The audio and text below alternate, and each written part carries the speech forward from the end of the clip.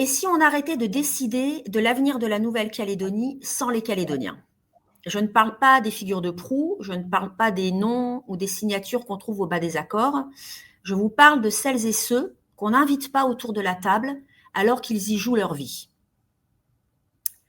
Pour creuser cette question, aujourd'hui, qui pour moi est fondamentale, j'ai le plaisir de recevoir Karine David, qui est professeure des universités à Aix-Marseille, qui est une spécialiste du droit institutionnel des Outre-mer et qui analyse les silences du droit comme personne. Bonjour Karine.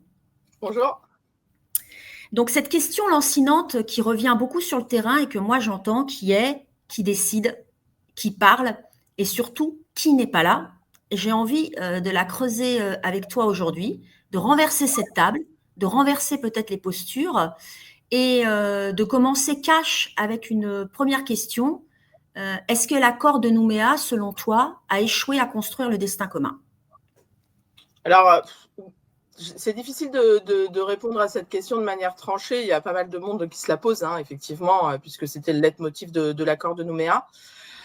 Je dirais que l'accord de Nouméa a fait progresser un certain nombre de choses, notamment en matière de lutte contre les inégalités, mais on n'est clairement pas finalement arrivé à résorber ce qui pouvait effectivement faire obstacle à la construction d'une nation, à proprement parler, d'une nation calédonienne. Il y a encore énormément de travail, mais effectivement, il faut peut-être s'interroger sur pourquoi l'accord n'a en réalité pas réussi. Là où finalement on avait affiché la construction du destin commun comme le leitmotiv de l'accord de Nouméa. Et ça me fait penser en fait au triptyque de l'accord de Nouméa qui était le passé a été le temps de la colonisation, le présent c'est le destin commun, et voilà, c'est de construire. Et en fait, très clairement, cette étape-là, elle est, alors soit l'accord de Nouméa a échoué, soit elle n'est pas terminée. Soit elle n'est pas terminée. En tout cas, ce qu'on peut voir, c'est que les émeutes de 2024, elles nous montrent que finalement, on n'a pas réussi, en tout cas, ça c'est certain, à créer un cadre inclusif. Et je voulais te demander si en fait on s'était posé la bonne question, c'est-à-dire cette question qui commence à émerger, mais pour laquelle on n'a pas de réponse pour l'instant, peut-être parce qu'on ne s'est pas donné les moyens d'y répondre, c'est quel projet de société on veut construire ensemble. Et c'est pour ça que j'ai envie de dire, est-ce qu'on n'a pas mis la charrue juridique avant les bœufs relationnels? Alors, très clairement, on a mis la charrue juridique, mais même la charrue institutionnelle. C'est-à-dire qu'en fait, et c'est pas propre à la Nouvelle-Calédonie, c'est-à-dire qu'outre-mer, on parle de réflexe institutionnel. C'est-à-dire qu'à chaque fois qu'il y a un problème, on ne va pas essayer nécessairement de le régler sur le fond. On va proposer une évolution statutaire, une évolution institutionnelle, avec le défaut qu'on retrouve systématiquement, qui est de ne pas se demander à quoi va répondre ce projet institutionnel, cette architecture institutionnelle. Donc, on se pose les questions dans le mauvais sens. C'est-à-dire qu'on crée à l'issue de négociations, alors en Calédonie, à l'issue de négociations entre le camp indépendantiste et le camp loyaliste, donc déjà, on a deux camps, c'est pas bon, et on va effectivement donc produire des institutions qui sont le fruit de cette négociation, sans que personne se soit demandé finalement que veulent les gens. Qui c'est qui se demande? Que veulent les gens? Quand tu demandes est-ce qu'on n'a pas posé les bonnes questions, on n'a pas posé la question. On n'a pas posé la question en fait du projet de société en Calédonie. Et ce qui est inquiétant, c'est qu'on ne la pose toujours pas aujourd'hui. Et si on reconclut un accord qui est un accord institutionnel, c'est ce qui est en train de se passer, on va se mettre d'accord sur la relation à l'État, sur le corps électoral, et on va pondre des institutions où chacun, je dirais, peut préserver son précaré, et où finalement, on va continuer business as usual, alors qu'on constate bien qu'il y a un problème. Et en réalité, c'est quelque chose sur lequel moi j'ai pas mal travaillé, qui est en réalité ce qu'on devrait faire en Calédonie, comme dans beaucoup d'autres outre-mer, mais c'est en fait se poser la question dans l'autre sens, c'est quelle société on veut? Est-ce qu'on veut une société inclusive, ou est-ce qu'on veut une société où les gens vivent les uns à côté des autres, mais sans vraiment faire société? Il y a des pays où on fait ce choix-là. Et puis une fois qu'on sait ce qu'on veut faire, on va effectivement se dire, pour finalement arriver à construire cette société-là, de quelle politique publique j'ai besoin, de quel droit j'ai besoin. Et uniquement à ce moment-là, on va dire, okay, on va mettre des institutions en face, mais on va pas se demander, on va pas se demander bien en tête, est-ce que j'ai besoin, est-ce que, je vais dessiner telles institutions, puis ça va aller. En fait, c'est pas comme ça que ça marche. Donc, quelle société on veut? Donc, travaillons sur le projet de société. Qu'est-ce que veulent les Calédoniens? Qui sait ce que veulent la majorité des Calédoniens? Personne, en réalité. On a des discussions, mais personne ne sait vraiment. C'est vrai. C'est vrai. Finalement, il faut changer de posture complètement, il faut changer de prisme, il faut partir de la parole des Calédoniens, il faut ouvrir des espaces de discussion, de concertation, il faut peut-être apprendre aux Calédoniens à prendre la parole, peut-être former les institutions à écouter aussi. Ça, je pense que c'est important. Et finalement, construire un droit qui serait plutôt un droit relationnel. Est-ce que ça, c'est quelque chose qui est entendable pour un juriste, cette notion de droit relationnel? Ou de droit métissé, comme toi, tu l'exprimes parfois? Ouais. Oui, c'est entendable. Alors, il faut avoir une certaine ouverture d'esprit. Mais non, c'est complètement entendable. Aujourd'hui, il y a énormément de discussions là-dessus parmi les chercheurs. Oui, il faut évidemment en fait s'interroger sur que veulent les gens, comment, par exemple, une des questions centrales, ce qu'on n'a pas fait pendant l'accord de Nouméa, on a construit en fait des institutions totalement à l'occidental, je dirais. Alors, original dans le cadre français, mais totalement classique en réalité, en considérant que, par exemple, il fallait une division provinciale, et c'était vrai à l'époque, où on divise le pouvoir politique pour que chacun ait les manettes à un endroit et qu'on achète comme ça une certaine paix sociale. Mais très clairement, aujourd'hui, on se rend compte avec le recul que les provinces sont certainement l'un des éléments qui ont fait obstacle à faire pays. Parce qu'on a développé effectivement à différents endroits du territoire des politiques très, très différentes. Et on a reconduit cette logique au Congrès en considérant que, on devait avoir tant d'élus de la province Nord, tant d'élus de la province Sud, tant d'élus de la province des îles. Et on est en train de reproduire le schéma aujourd'hui. On aura peut-être une bonne surprise, mais on est en train de reproduire le schéma aujourd'hui. Et on a laissé à côté en fait les institutions coutumières, par exemple. Oui. Or, on a bien vu pendant les émeutes que les institutions coutumières, que les structures coutumières, en tout cas pas les institutions, les structures coutumières, étaient effectivement essentielles dans le bon fonctionnement de la société.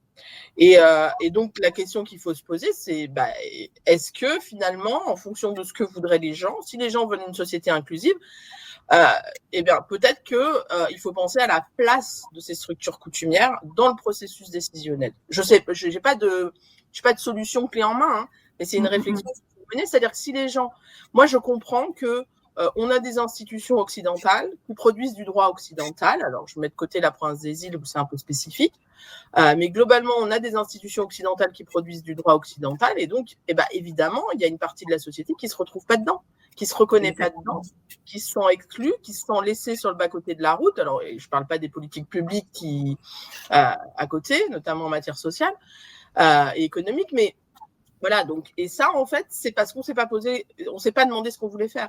Parce que si on se demande ce qu'on veut faire et ce que veulent les gens, en fait, c'est vraiment ça, en fait, c'est donner la parole aux Calédoniens qui peut-être maintenant en ont marre qu'on parle pour eux. Ne se sentent pas nécessairement représentés par la classe politique actuelle, et ont ce besoin d'échanger, d'échanger aussi sur c'est quoi la Calédonie aujourd'hui, quoi. C'est ça. Et j'ai envie de dire, il faut plus que de la consultation, il faut de la vraie co-construction. Et pour mettre en place cette co-construction avec tout le monde, et avec ceux aussi qui souvent ne parlent pas ou ne sont pas entendus, il faut de la confiance. Et cette confiance, j'ai l'impression que là, actuellement, il va falloir complètement la rebâtir. Et pour ça, parce qu'on a actuellement en Nouvelle-Calédonie des mondes, en fait, qui se frôlent, mais qui ne se comprennent pas, qui ne se parlent pas. Et on peut pas co-construire un projet de société ensemble si déjà on ne se comprend pas, on ne se parle pas et on ne se fait pas confiance. Alors, j'aurais tendance à poser une question qui est, est-ce qu'on a déjà fait vraiment autre chose que se frôler? Et je dirais que la situation n'est pas la même en brousse. et notamment dans le Grand Nouméa. C'est-à-dire que moi, en fait, j'avais pas réalisé ça, peut-être parce qu'à l'université, on a aujourd'hui une grande mixité qui fait que, voilà, moi, les 20 ans que j'ai passé à l'université de la Nouvelle-Calédonie, j'ai pas ressenti ça.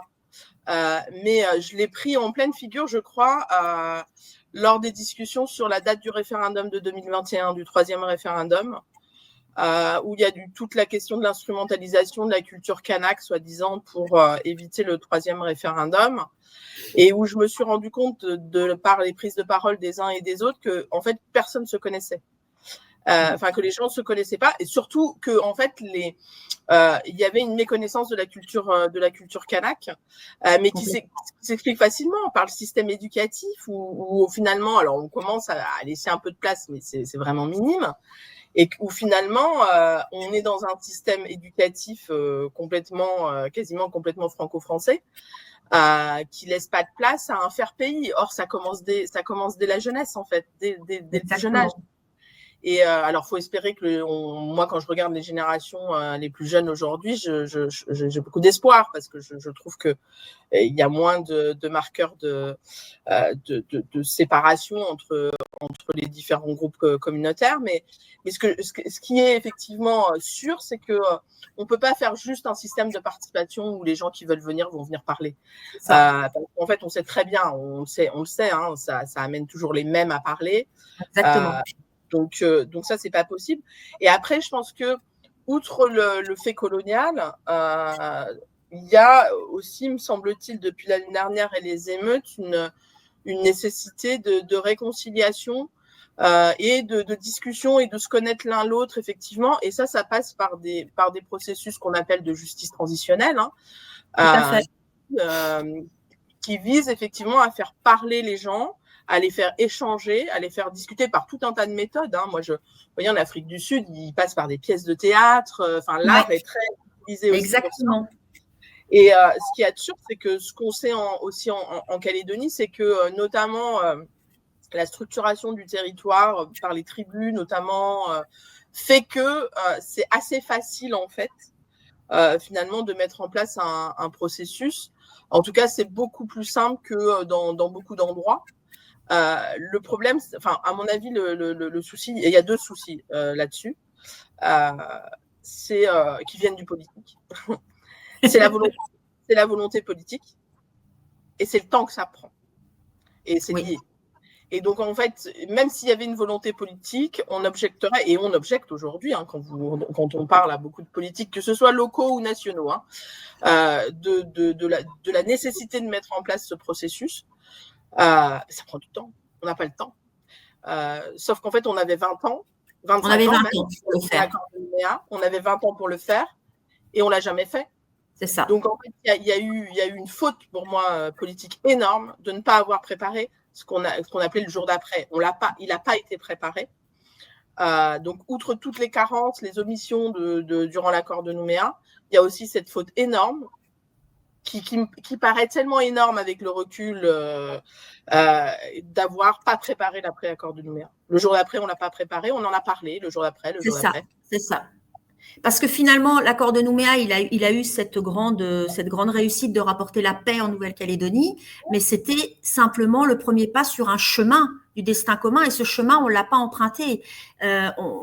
Voilà. Donc maintenant, la question, c'est aujourd'hui, comment on fait pour commencer ce chemin, pour concrètement reconstruire des processus institutionnels légitimes qui se basent sur la parole des habitants, sans l'enfermer dans une case.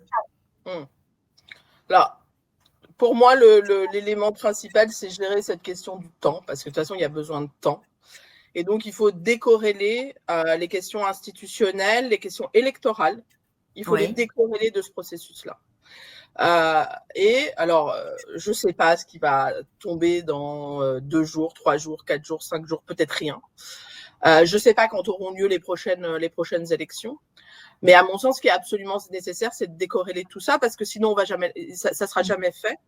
Et donc, les émeutes de 2024 se reproduiront à un moment donné si rien n'est fait. Les mêmes causes produisent les mêmes effets. Et là, on a l'impression qu'après la sidération du moment, beaucoup ont oublié ce qui s'est... Alors, on n'a pas oublié, hein, parce que chacun s'en sert comme argument, comme étendard, comme ça l'arrange. Mais tout le monde a oublié quelles sont finalement les sources, quelles sont les racines de ce qui s'est passé l'année dernière. Et les racines, elles sont pourtant assez... alors, elles sont multiples, mais elles sont quand même relativement claires. Là, je pense qu'on est tous capables d'analyser ça. Et donc, en fait, si on ne décorrèle pas, ça ne va pas marcher. Mais pour ça, il faut une volonté politique. Et la volonté politique, elle n'existe ni au niveau national, ni au niveau des élus locaux. Donc, pour moi, le problème, il est là. Alors même que moi, je citais dans un article l'exemple d'Afrique du Sud, qui est un exemple, moi, qui me paraît vraiment bon pour la Nouvelle-Calédonie, même si j'aurais jamais pensé dire ça vraiment, parce que c'est difficile de transposer, évidemment, des situations et finalement, les causes ne sont pas les mêmes. Mais eux, ce qu'ils ont fait à la fin de l'apartheid, c'est de décorréler ces processus. Ils ont mis en place un processus de justice transitionnelle que tout le monde connaît, hein, réconciliation et vérité. Et puis, en parallèle, ils ont dit, OK, on met un truc pour une constitution qu'ils ont appelée intérimaire pour 2-3 ans. Enfin, pour le temps qu'il faudra, en réalité. Donc, ils ont construit quelque chose de provisoire, le temps de discuter. Et puis après, ils ont établi un certain nombre de règles communes et ils ont élaboré la constitution définitive, qui est celle de 1996, qui est toujours en vigueur aujourd'hui. Et voilà, donc ils ont géré la question du temps comme ça. On ne pouvait pas attendre pour mettre en place un nouveau système parce qu'il y avait quelque chose qui s'était passé qui faisait que. Mais ce qu'on met en place, c'est le temps de discuter. Et ça, pour moi, c'est essentiel. La mise en place du temps, la mise en place du chemin, moi je suis bien placée pour en parler parce que l'anthropologie c'est un outil indispensable justement pour retisser ce lien, pour laisser la parole s'exprimer, pour accompagner les transitions et le tissage. Et moi j'ai envie de dire maintenant, avant de te laisser le mot de la fin, qu'est-ce qu'on attend ? Ah bah merci. En fait, ce qui est compliqué aussi, c'est qu'aujourd'hui, les espaces de prise de parole sont réduits, en fait. Sont réduits par rapport à la réduction des libertés qui ont suivi les émeutes. Donc, il est difficile de manifester. Je pense que les gens ne sont pas encore sortis non plus. Enfin, moi, ce que j'ai pu ressentir le mois dernier en discutant, c'est que il y a une crainte aussi. Il y a une crainte. Donc, en fait, là encore, qu'est-ce qu'on attend ?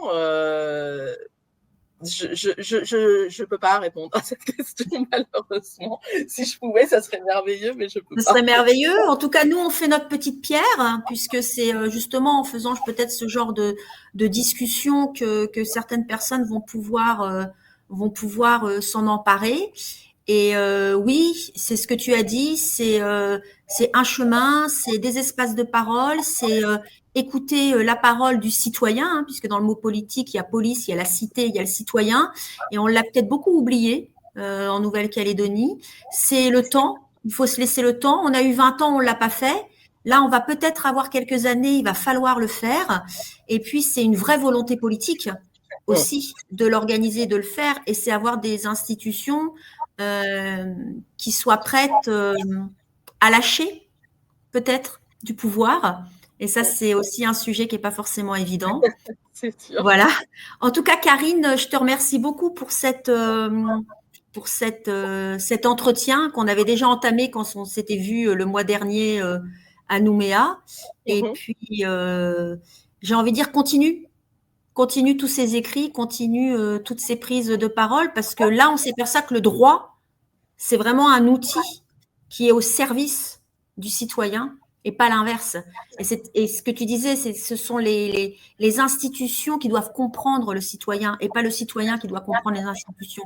Et ce changement de posture relationnelle, de posture institutionnelle, je pense qu'il est primordial si on veut. Sinon, on va rien reconstruire, on va construire sur du sable. Oui, tout à fait. Déjà, merci à toi parce que effectivement, ça donne un espace de parole qui est intéressant et où on voit quand on discute entre disciplines aussi, c'est intéressant. Et c'est vrai que ça, c'est un leitmotiv que moi j'ai toujours eu, c'est que en fait, et quand tu parles de la qu'on a oublié que la police, la cité, c'était le peuple. Et ben oui, je veux dire, et ça, on l'oublie trop, c'est-à-dire que le droit n'est qu'un outil. Le droit ne peut pas devenir un obstacle à une prise de décision politique. Le droit est un outil. Et j'insisterai sur le fait que dans le cadre des discussions sur l'accord de Nouméa, on peut faire de l'accord de Nouméa, de Calédonie, pardon, lapsus révélateur, on va de toute façon modifier la Constitution, quoi qu'il arrive. Ou en créer une autre qui sera une constitution locale, peu importe. Mais quoi qu'on fasse, on va toucher à la Constitution, ça veut dire qu'on peut faire tout ce qu'on veut. Et que donc, en fait, le droit, le juriste, il va être là pour dire, il faut faire comme, vous voulez faire ça, ok, il faut faire comme ça, il faut faire comme ça. Il faut surtout pas que le juriste dise, non, vous pouvez pas faire ça. On peut tout faire, en fait. Donc, il faut juste ce processus-là. Et nous, on sera juste là pour dire, nous les juristes, on sera juste là pour dire, voilà, pour mettre ça en place, voilà les outils juridiques que vous pouvez utiliser. Et le rôle du juriste, il doit s'arrêter là. Il doit s'arrêter à écouter ce que veut la population, ce que veut la police, la cité, et lui donner les outils pour y parvenir. Et il faut pas se tromper de rôle, en fait. Voilà, c'est un peu la conclusion que je donnerai, quoi. Ok. Eh bien, écoute, merci Karine. Et merci puis, peut-être à une autre fois pour voir en fonction de la suite ce qu'on peut faire pour passer à l'action. Merci Karine. Merci.